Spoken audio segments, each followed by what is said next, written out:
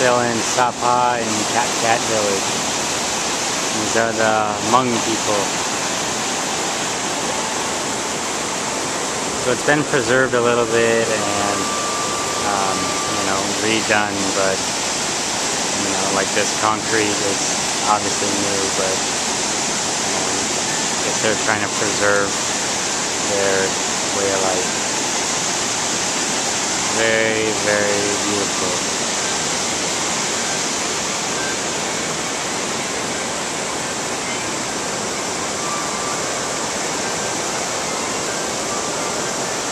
How's it going?